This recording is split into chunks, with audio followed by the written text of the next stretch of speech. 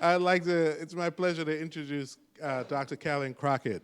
So Dr. Crockett's research focuses on large-scale land use changes in 20th century American cities and examines the social and geographic implications of structural poverty. Her new book, People Before Highways, Boston Activists, Urban Planners, and a New Movement for City Making, investigates the 1960s era grassroots movement to halt urban extension of the US interstate highway system and the geographic and political changes in Boston that resulted. She was the co-founder of Multicultural Youth Tour of What's Now, called My Town, an award-winning Boston-based educational nonprofit organization. My Town hired public high school students to research their local and family histories and produce youth-led walking tours for sale to public audiences. During its nearly 15 years in operation, My Town created jobs for more than 300 low and moderate income teenagers, who in turn led public walking tours for more than 14,000 visitors and residents. In a White House ceremony, the National Endowment for the Humanities called My Town one of the 10 best youth humanities programs in America. Karilyn holds a PhD from the American Studies program at Yale, a Master of Science in Geography from the London School of Economics, and a Master of Arts in Religion from Yale Divinity School. She recently concluded 4 years of service with the Mayor's Office of Economic Development as the Director of Economic Policy and Research and the Director of Small Business Development for the City of Boston. She is currently a lecturer in public policy and urban planning in MIT's Department of Urban Studies and Planning. Her career mission is to continue to work at the nexus of education, economic development, and urban revitalization. So let's welcome Dr. Karilyn Crockett.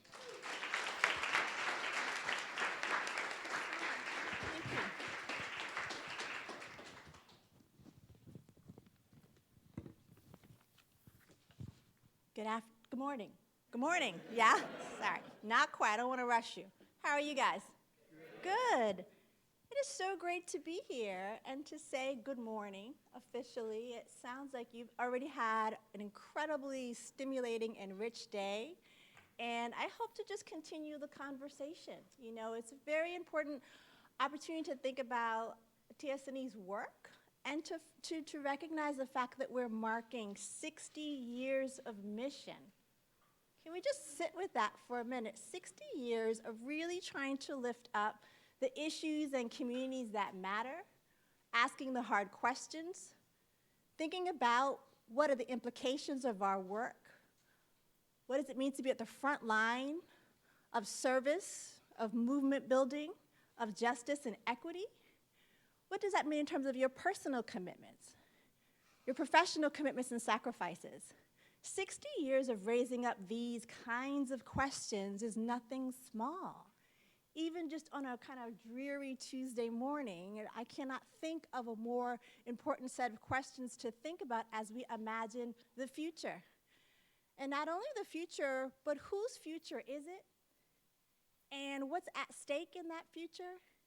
And if you imagine yourself not just as a planner or a manager or an executive or someone who works on mission, but also as you imagine yourself as really creating a type of future that matters, not just in the future, but now, I hope that that kind of framing can help us think about some of the remarks that I've prepared today as we think about this movement, People Before Highways, which is the title of an incredibly important anti-highway urban social movement, also the title of this book that I've been working on. So I'm just going to share a little bit about this work. And again, just really about this big question, this big mission to build a future.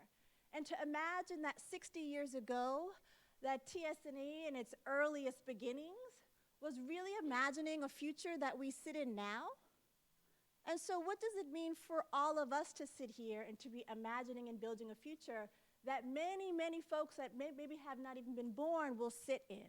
And so for me, that is really what's at stake in this work that we're engaged in. And that's why it's so important to take moments not only to reflect, but to build into the future. So really, really delighted to be here. I come as a neighborhood kid myself. I grew up in Boston. I'm from Dorchester, was born there. And as a neighborhood kid, like many kids, just, you know, you grew up on your block, on your street, and you're really connected to that place, that sense of place. But like many Boston kids, I really didn't know a whole lot about the rest of the city. I could tell you about my street, Sumner Street, 48 Sumner Street, all day long. I couldn't really tell you a whole lot about Dorchester, and I definitely couldn't tell you anything about the larger city. And in fact, growing up here, I felt really disconnected from the city and didn't really know a lot about it. So it's been incredible to actually make an entire career literally about learning about this city and trying to figure out how to make it better, try to figure out how to make it grounded in dreams of people who live here right now so that we can deliver a city that makes sense for more of us. And so delighted to be here and to kind of really raise up this question that I put on the slide, which is whose future is this? And what kind of work are we actually engaged in, and are we trying to build, and why that work actually matters? And so I'll start with this book. Toni Morrison famously said that if there's a book you're looking for and you can't find, you need to write that book. How many people know this quote from Toni Morrison? Rest in power. So the idea that I wanted to know a little bit more about the place I was from. I wanted to know why the city that I was born in looked the way it did. Started me on this journey to find out about those questions, and then led me to do a lot of work in the community with residents that had similar questions, led me to start this organization called My Town, where young people were really engaged in interviewing their families and their neighbors and asking big questions about the city, and led me to grad school, where this book started out as a seminar paper, a small paper, 15 pages, then 20 pages, and then over time became a book. This book came out last year, so I really want to thank to UMass Press for the work, and to know there are many, many hands in this work that you'll hear about today. I interviewed about 40 different movement makers, used almost 20 different archives across the city to try to answer this one question, which was, in the 1960s, what did people imagine as the state of the future of the city of Boston?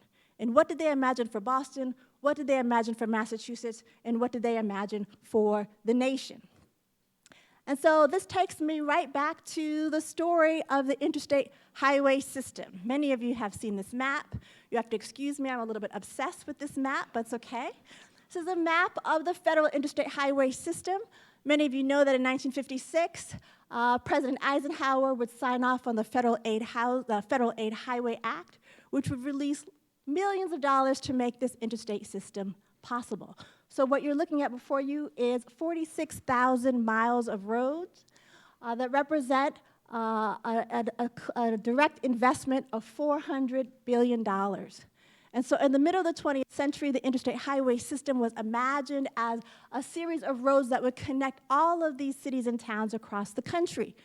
And so many people thought of it as a connecting a vehicle, a connecting mode for making the United States contiguous in all these different ways.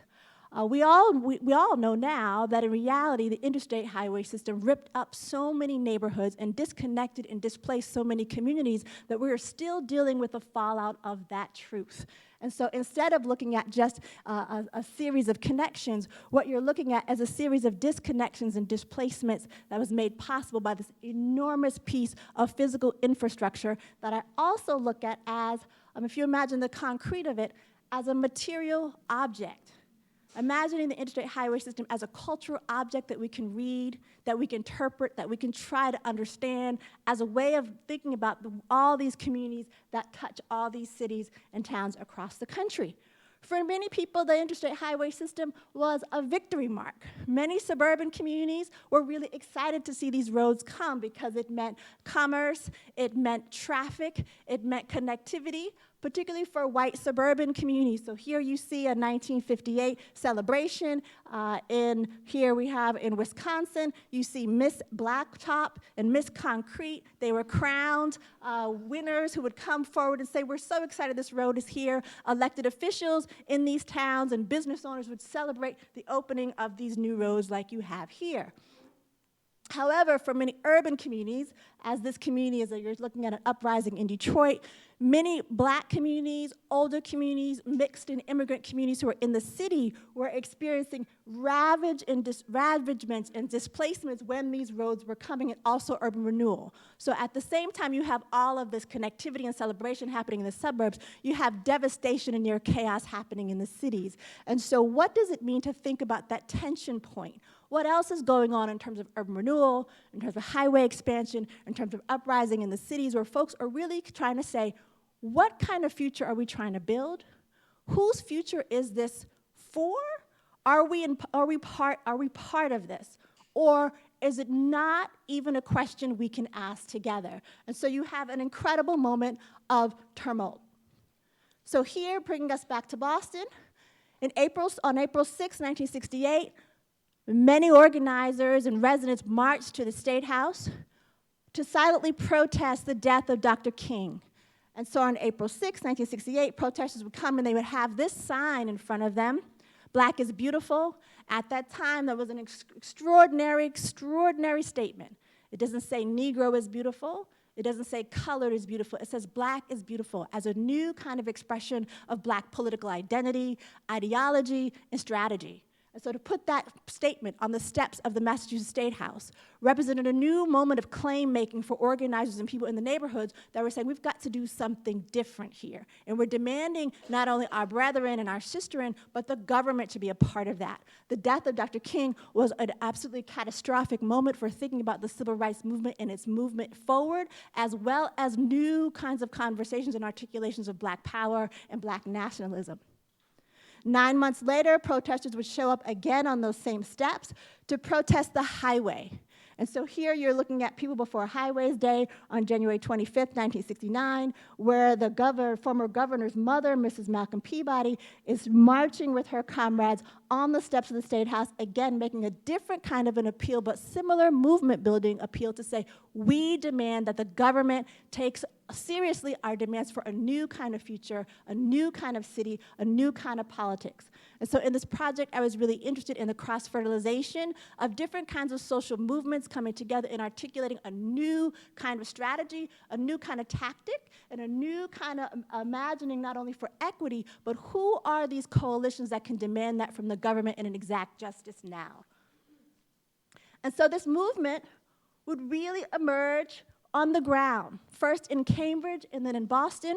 What you're looking at here is the elevated train embankment that's stretching between Roxbury and Jamaica Plain. Some of you might even, does this look familiar to some people in here? Some people, yeah, okay, great. Yeah, and so on the ground, people looked at these newly cleared landscapes. Land in Boston for the highway, or I-95, would start in 1966. And so you're looking at some cleared land leading to that. And the people would take this demand, stop I-95, stop Interstate 95, People Before Highways, as their demand and as the movement's name itself. Stop I-95 being the clear demand, People Before Highways being an articulation of the principles, of the values of the people and the movement makers at this time. And so let's talk about it. Some of you remember earlier clearance stories in Boston. You're looking at a 1960s era, actually 1950s era photograph of the West End. How many people know the story of the West End? Some people may, some, yeah, right? A terrible story. So this is the story of destruction and displacement writ large. In 1958, right about the time where the earliest roots of TS&E were getting started, this was the condition of the city. The city of Boston decided that it wanted to create a new vision of what Boston could be, and right in the crosshairs of that conversation was this neighborhood, the West End, which is right here. Wait to it. Right here. So a fairly dense neighborhood of about 15,000 people who were multi-ethnic, multiracial, a largely Jewish and Italian community, but there were black families that were there as well. The city decides in 1957 that this neighborhood has to go because it has substandard housing, because it really had its eye on that real estate for the development of downtown, particularly around for luxury housing, and expansion of the sort of hospital and science research complex that was also imagined for the area around Mass General. Letters were sent to community members and residents. By 1957, in fact, 1,000 residents were gone. And then the following year, that's what remained. That smear of dirt you see in the foreground represents the trauma, the destruction, the displacement of the West End community. That's famously written about by Herbert Gans, who writes about this story later in 1962 in the book called The Urban Villager. Some of you may know that book. What's incredible is that that smear of dirt that you see represents not only 15,000 people who were displaced, but a scar in the physical soil of the city, but also in the minds of residents who were displaced, but many of their neighbors and friends who would never forget that this happened. So all over the world in planning schools today, the West End, our West End, is taught as the example of what not to do when you're building the future. What not to do when you're imagining progress, what not to do when you're developing your city. But it happened here, and people would not forget. And so a few years later, again, this same smear of dirt that you're looking at, another portion of the West End, just trying to show you the level of devastation and what that looked like and felt like, and how it sits in the memory banks of so many people who were in those communities, but also people who are in the city of Boston today. And so a few years later, here, when clearance would begin for the highway, this is a picture right around 1966. This is clearance for I95. Residents were standing in the balance, trying to figure out what would happen with this landscape, what would happen for their neighbors, for their families, for their children. You're looking here basically toward the east.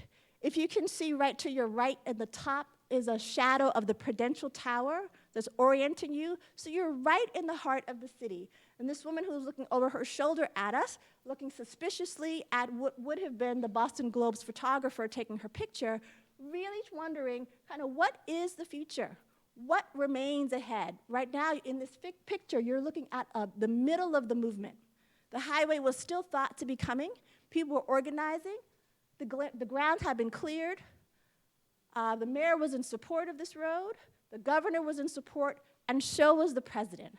So people had no idea what was coming, but they didn't think it would be good, especially based on what they saw. And for many people, this landscape evoked for them an earlier memory of the West End, which I showed you before, and the fact that this devastating level of clearance and destruction was inevitable and was coming their way. Fred Cellucci, who at the time of this clearance was an organizer, a planner, a radical planner working in City Hall. He talks about being a student at MIT, and many people on faculty at MIT were in support of the road because they felt like it would be a good thing for the region. Cellucci here, when I interviewed him, he's talking about the fact that before the clearance for the highway started, he remembered earlier clearance that his grandmother experienced during the Mass Pike. The Mass Pike's expansion was something that happened in the 50s. His grandmother was displaced, and he talks about how it reminded him of this West End moment. And so in many of my interviews, people connected the story of the highway clearance, which was a 1960s story, to this story that happened in the 50s, and it was amazing how that was radicalizing people and actually taking them to the streets. And so Cellucci is just sharing his reflections, but also the fact that he knew something was wrong. And so what you're seeing is the radicalization of a young urban planner who would go on to become the Massachusetts State Secretary of Transportation, but as someone who comes out of this movement building and is really questioning many of the planning logics that represented future, that represented progress, that represented what we should be, and saying no. Similarly, Tunny Lee, someone who would go on to be the chief planner for the city of Boston, also friends with Fred Cellucci, is remembering here earlier clearance related to the Massachusetts Turnpike and how devastating that was for Chinatown and the community, especially along Hudson Street, and is taking that kind of memory with him into the street to organize with Fred and others to say there's got to be a different way. And so here, Tunny is describing the process of owners and renters getting letters in their mailboxes saying that basically their property was being taken and they have to either go to court or just leave. And so people saying, what to do with this? What should I do, Tunny? And so Tunny was someone who was in the foxhole with people trying to think about this, and it was another set of clearances based on the Mass Pike, and also I-95 that would radicalize Tunney himself, help him take to the streets in Cambridge and Boston, and would be instrumental to the way that he governed the city as the chief planner. So one of the things I was also interested in this project was the way that the movement was forming a new kind of bureaucrat, a new kind of politician who was really radicalized by what was happening on the street. And so let's look at it. So this was the initial plan for I-95's expansion into Boston. The dotted line you see is the proposed plan that was never built. This road plan was conceived of in 1948, and then amended in 1962, and then slightly adjusted in 65. And so you see the dotted lines are going up through the north, taking you to New Hampshire and Maine, and then looping around literally through an inner belt that would go through Boston, and Cambridge and Brookline, and then dot all the way down south, taking you out to Rhode Island. And so this held within its grip much of the city, and particularly many communities that were cash poor, working class, and mixed race and mixed ethnic groups who were really forced to ask themselves, what does this mean? Is this highway good? Is it bad? Is it progress? Is it the future? Am I in it? And so when we think about it, the expansion of I-95 was nothing new at this time. I-95 here represents 1,900 miles of road stretching pretty continuously from Maine to Florida. The 1956 Federal Highway Act would release millions of dollars that would reimburse all of these cities 90 cents on the dollar to build these roads. For many cities at this time, particularly the 1960s, cities like Boston were experiencing extreme outmigration of white communities that are moving to the suburbs. In many cities, and particularly their mayors, were struggling with the balance sheet of their cities, losing a tax base that was crucial. They saw road building as a way to bring people into the city to work, to shop, hopefully to live in luxury towers or what have you. And so it was a financial strategy, not only to get money from the government, but hopefully to revitalize the city. But the critical question is at what cost and at whose expense? And so many of the Department of Public Works maps and renderings would show the roads like this. So what you're basically looking at is a sort of almost like a satellite map or an aerial map that would show the region, which is generally what you're looking at. The white line on the outer edge of this photograph is showing you Route 128. And so this outer loop. And then in the inner side, in the inner corner, in the middle, I guess the inner middle, is the inner belt. And you see it's kind of spaghetti-like straps and legs moving out. And so often the Department of Public Works would show a map like this. So you come into a room like this with residents or people, and you say, how does this map look? And you say, it looks okay. It looks kind of nice, maybe, because there's no understanding of where the map or the actual highway would sit, where it would hit the ground, and what that might mean for your street, what that might mean for your business, what that might mean for your children. And so in some ways, this map is an example of propaganda to me, because it just kind of shows a highway route sort of gently hovering on the ground. So what's interesting is that radical planners like Tunney Lee and Fred Cellucci understood that kind of use of maps, and they went the other way. So here is a map that was actually drawn by a group that was assembled by Fred and Tunney on your, let's see, that'll be on your right side. It's hard to read. But there are three versions of what the highway's alignment could be. And you could see it's very low tech. Low tech. And this was one of the ways that this group that would come together to be known as Urban Planning Aid would use maps that would show street-level alignments to really radicalize viewers. This is published in the Cambridge Gazette, Cambridge Chronicle, weekly newspaper, to kind of get residents to understand what was at stake, where this highway would hit the ground, and what that would mean for your street, your block, your neighborhood. On the other side, what you're looking at is a list is a slide list. So they would bring around these projectors, old school slide projectors, and show images of where the road would hit, on what that would mean and the impact of all these traffic counts. And so between these two very low-tech, not particularly sophisticated looking documents, a list of slides, some hand-drawn maps. This is how radical planners were able to build a movement around this road by showing people exactly what would happen and what that meant, and it bubbled up into a street-level movement that would then show up on the steps of the Massachusetts State House on January 25th, 1969, which is what this image is showing you. An archival image from the Globe showing about 2,000 people showing up on the State House steps to confront then-governor, that you can see there on your right, Francis Sargent.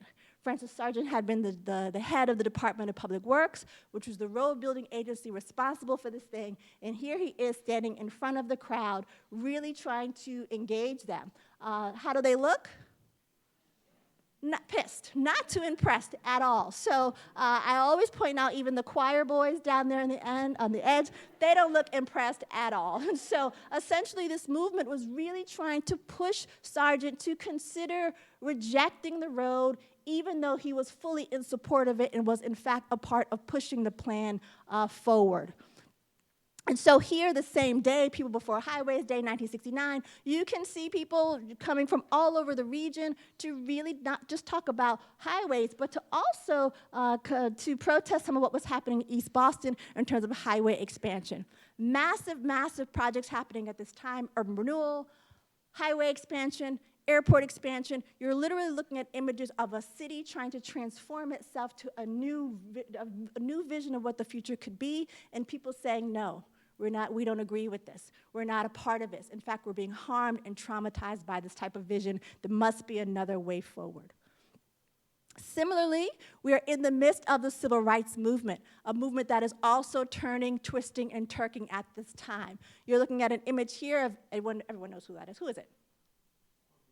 Kwame Ture. Later, before Kwame Ture, Stokely Carmichael. This is Stokely Carmichael, who was instrumental to the March on Selma in 1965. The Student Nonviolent Coordinating Committee, or SNCC, would lead this voter demonstration movement in Selma, and it was essential not only to what was happening in terms of the movement, but it would be important for what would actually be happening later here in Boston with the anti-highway movement. Here is Chuck Turner talking about actually meeting Stokely Carmichael. He and Byron Rushing would go to Selma in 1965 to participate in this voter demonstration movement. And a few years later, Stokely, throughout the time, Stokely and Chuck would develop a strong friendship based on some of the movement building work they were doing with SNCC, but that would continue into 1968 when Dr. King was assassinated. Stokely would advise Chuck and others that they needed to create a united front, an umbrella organization to protect many of these civil rights organizations that were moderate and those that were more radical, including the Nation of Islam, and the Black Panthers needed to come together because they were concerned about the increasing incursions and watchfulness of the FBI and others. This idea of a united front as an underground organization was bubbling here and then would become an above-ground organization with the death of Dr. King. And Chuck Turner was the leader of the Black United Front. He was also the leader of the committee on the transportation crisis, or the GBC.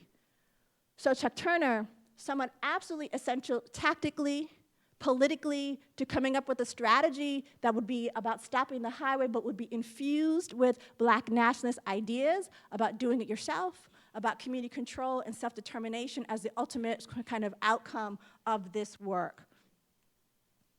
So the Black United Front comes above ground just a couple days after Dr. King's death, would declare a state of emergency in the city of Boston, and would release this document of 21 demands. Demand number 19 would call for the halting of the construction of the inner belt and these roads, and demand a restudy. And so it's incredible here to think about, again, how the civil rights movement moving into Black power and Black nationalism is affecting not only how people think about space, being in space, but the idea that you're controlling space, controlling plans about space based on a deepening and a much more politicized notion of who has power and what that would mean for the end of the 60s and the 70s. So a lot of times when we talk about the 1960s as this incredible moment of movement building, of organizing, of liberation, whether it's Black power or the women's movement or civil rights, we don't often think about what happened in the 70s with those actions and those actors. And so this project also gives us some sense of what would happen in the later stages of these movements and what that would mean for us in the 70s and 80s in particular. In this moment, we have this pause, this kind of turning where all of these uprisings all over the country, many of them not even related to Dr. King's assassination, that would happen in '68 for sure, but many demonstrations and uprisings that would happen in cities across the country in '67 and '65 were documented in the Kerner Commission's report that came out in '68. I also look to think about what was on Dr. King's mind in 1967 when he publishes Where Do We Go From Here, Chaos or Community? So this idea of chaos, disorder, uprising, as a time to really think about what was this moment of tumult, what would that mean for organizations like TSNE that were actually really coming into themselves at this time and imagining strategically where do we go? And what were movement makers and people on the ground experiencing as cities were basically flipping inside out? In Boston, again, on this land that was cleared for the highway, the Black Panthers would rise up in the late 60s and 70s and stand up and say, this is what we want. Not only do we not want a highway, but we want to take this land that's cleared and use it for the purposes of our community and for health. On this cleared land, the Black Panthers would create the People's Free Health Center, which was essentially a trailer that the Panthers took and placed on the southwest, what would become the Southwest Corridor Park. So this was placed in Roxbury, near what is now Ruggles Station. I want to thank Armani White, who made this image available to me earlier this year after looking for it for years. So yay for a public process and collective co-production of history. So this Floyd Hardwick was a Black student at med school at Harvard, and he used his connections there at the Harvard Med School to supply and to help staff this health center. And it became a really important place for people to come, again, imagine a different kind of future, address some of the public health issues that the community was experiencing, and then really let the Panthers have a front-hand role in that. So originally the health center was designed to be open a couple days a week, and you can see here in the caption, them moving toward, hopefully, a 24-hour level of service. And so this is from the Black Panthers newsletter itself from '73. This is inside the health center.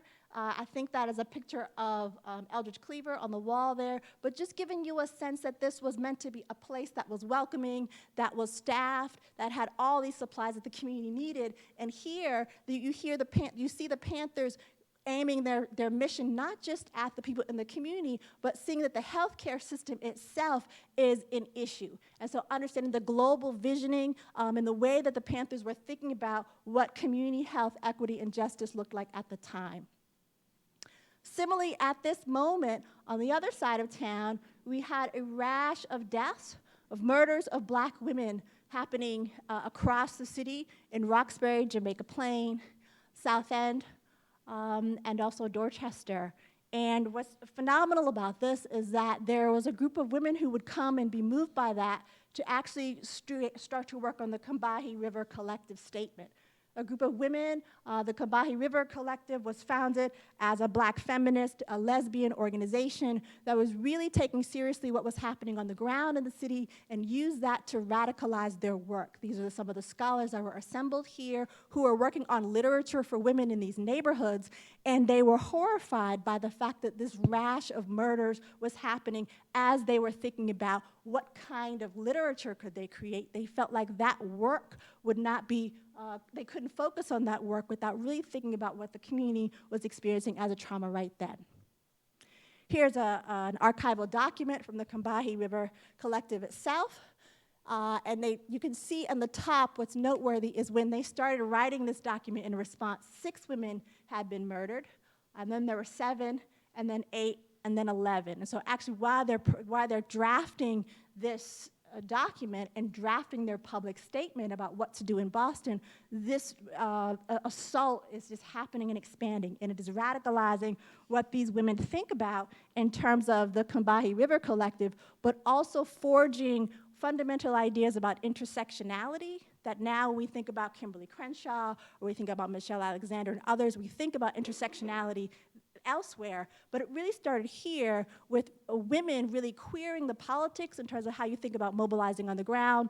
What does that mean to think about the politics of the future, and how can Black women be centered in that voice and understanding? So a very powerful set of works and also politics that would again come out of this movement, showing us the ways that not only civil rights and Black nationalism, but also Black feminist ideologies, and the second wave of the women's movement was also all together in a very incredibly important moment of rethinking the ground. And so just this year, some of you may know this project, a local artist and organizer, Kendra Hicks, launched the Estuary Projects to really mark the 40th anniversary of the death of those 11 women who would be so important to furthering the Combahee River Collective's work. This is along Blue Hill Avenue, where one of the women had been murdered. The Estuary Project works to take artistic, temporary installations of 24 hours of fabric, of materials that would mark the locations where these women's bodies were found, and then people will come and assemble and offer a memorial, offer a moment of reflection to think about not just what happened, but again, what does this mean in the context of organizing, of movement building here in Dorchester and elsewhere. So an incredible project that marks not only the death of these women, but also the Combahee River Collective's seminal contributions to how we think about Black feminism, Black queer organizing, but also trying to understand what that means locally. These are not just ideas and philosophical notions, but they're very transformative in how they make us think about place.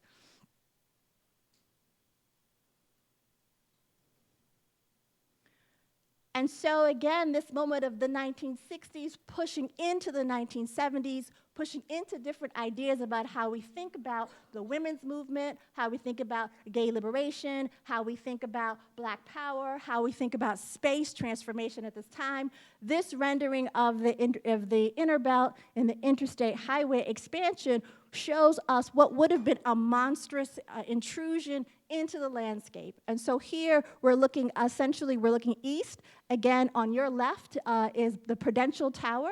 You're looking into downtown.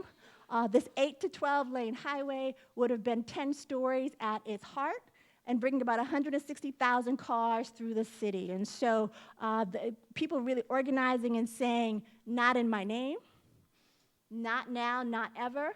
The mobilizing around this road and this kind of imagery would be instrumental for forging a new kind of liberation politics at this time and thereafter. And we're still actually dealing with a lot of that resistance movement which remains. So although the road was not built, a lot of the land that was cleared was left now as parcels, as developable parcels that the city is now considering for residential development, for commercial development, but there's so much of this history and so much of the demands embedded in this history that still need to be reconciled. And so in 1970, Governor Sargent makes this statement. He says, 4 years ago, I was the commissioner of the Department of Public Works, our road building agency. Then nearly everyone was sure highways were the only answer to transportation problems for years to come. We were wrong. And so just like that, the movement turns on itself. This was broadcast on television. Sargent stands up, he says he was wrong. He calls for this moratorium on the roads built inside Route 128 and declares that he's going to go to Washington with others to get money, not just to think about what else should happen on this cleared land, but to actually improve public transit. So in 1973, the Federal Aid Highway Act has this clause called the Interstate Highway Provision, which was originally called the Boston Provision. And what that provision did is it allowed federal money to be used for mass transit. And so when we got an extension, we got a new Orange Line, we got an extension of the Red Line to Harvard and then to Braintree, and we got new tracks for commuter rail and for Amtrak. That was through this Federal Aid Highway Act in the Interstate Highway Provision. And so this is a way that Boston contributed to a change in federal law that actually changed the country. Many cities around the country would tap this provision to actually build out their mass transit infrastructure, which during the 70s was unheard of.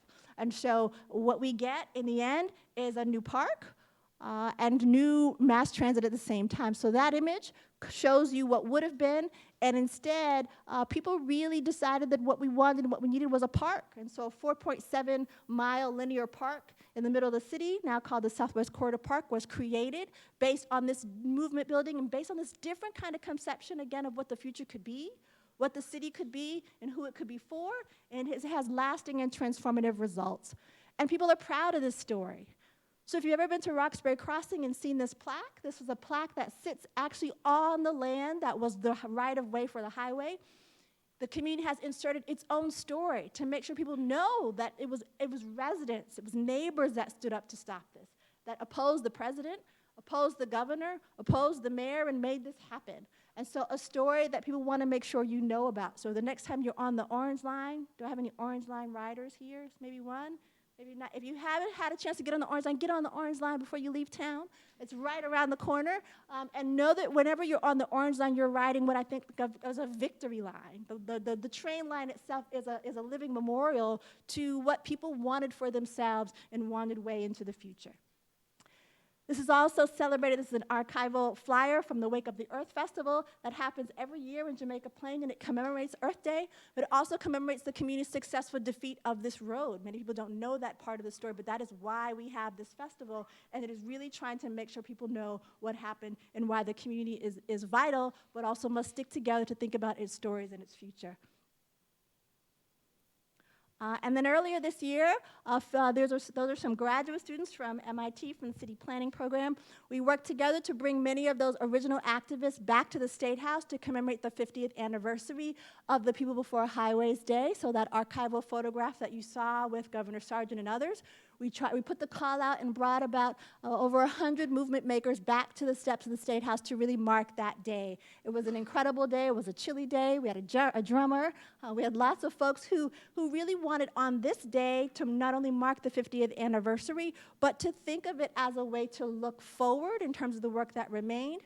I was also struck by the fact that we were meant to assemble on the State House steps, but many of the organizers said that not only did they want to be there, but they wanted to go inside.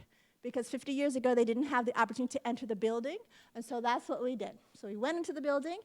We actually went into the governor's chamber and had just an incredible day to reflect, but also to think about the work that remains and the work that the city is still doing to articulate a future that is full of equity, that is more inclusive, and is true to this rootedness of this story, which is an older story. Even though we talk about the housing crisis that this city is facing right now and other cities, though we talk about gentrification and these things, these are not new issues. The city was also facing a housing crisis 50 years ago at the same time. And so what are the tools that we have now? What are the visions that we use now to think about what's next? And so on this, the last slide, I just want to just have a moment to mark and commemorate the people that made so much of this possible for us. These are the stories that we are desperate to tell, this current generation, new generations, but even people who are engaged in the work. When I wrote this book, I imagined and dreamed of rooms like this, to be honest. I imagined a chance to be able to talk to people who were at the front line of these struggles, holding organizations, entire constituencies that want more, that deserve more. And the only way that we can realize that is by truly being stewards and thought leaders of these stories that come before our work, and understand the long roots and tentacles of these visions of the future.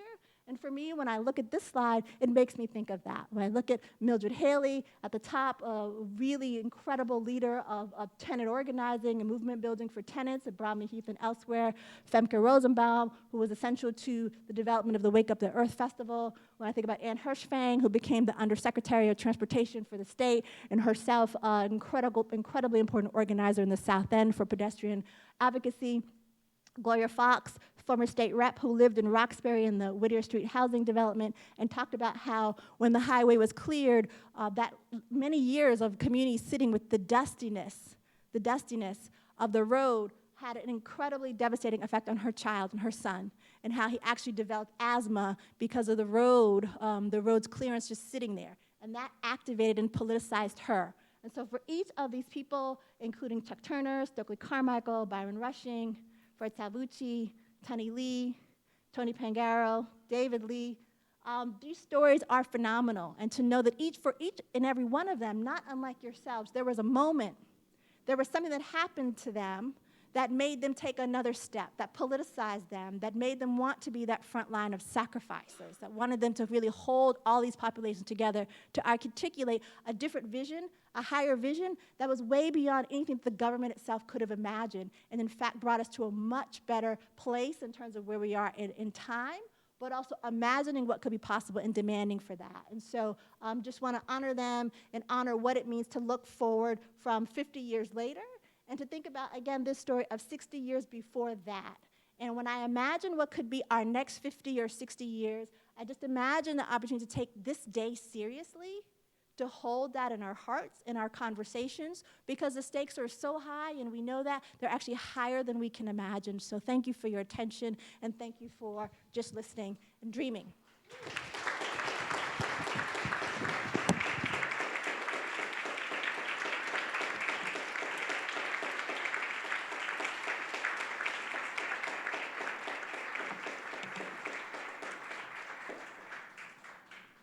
So what happens now?